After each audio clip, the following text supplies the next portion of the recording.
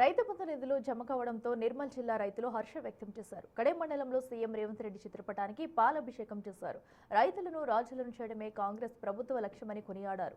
రెండో పంట పెట్టుబడి సాయం అందించినందుకు సీఎంకు ప్రత్యేక కృతజ్ఞతలు తెలిపారు. కాంగ్రెస్ పార్టీ ఆధ్వర్యంలో నిర్వహించిన రైతు భరోసా వేసిన సందర్భంగా ఈ రోజు గౌరవ ముఖ్యమంత్రి వర్యులు రేవంత్ రెడ్డి గారికి, అదేవిధంగా ఉప ముఖ్యమంత్రి బట్టి విక్రమార్క గారికి, అదేవిధంగా వ్యవసాయ శాఖ మంత్రి తుమ్మల నాగేశ్వరరావు గారికి, ఖానాపూర్ శాసనసభ్యులు వెల్కంపూడి పటేల్ గారికి ఈరోజు చిత్రపటాలకు పాలాభిషేకం చేయడం జరిగింది.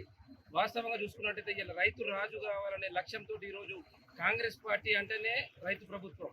ఇలా రైతుల కోసం చేస్తున్నది కాంగ్రెస్ ప్రభుత్వం మాత్రమే. రైతులకు 70 లక్షల మందికి 6,000 చొప్పున దాదాపు 3,600 కోట్ల రూపాయలను ఈరోజు వాళ్లకు రైతులకు నేరుగా అకౌంట్లకు వేసిన సందర్భంగా వారికి ప్రభుత్వానికి ప్రత్యేకంగా మేము కాంగ్రెస్ పార్టీ తరఫున ధన్యవాదాలు చెప్తున్నాం. అదేవిధంగా రైతులు రాజీ చేయడంలో కాంగ్రెస్ పార్టీ కీలకంగా చూపుతున్న వ్యవహారం ఖచ్చితంగా చిత్తశుద్ధితో చేసే ప్రభుత్వం కాంగ్రెస్ ప్రభుత్వం అని చెప్పి సందర్భంగా తెలియజేస్తూ ఈరోజు వారికి అభినందనలు తెలిపి ధన్యవాదాలు తెలుపుతున్నాం. కడెం మండల కేంద్రంలో కాంగ్రెస్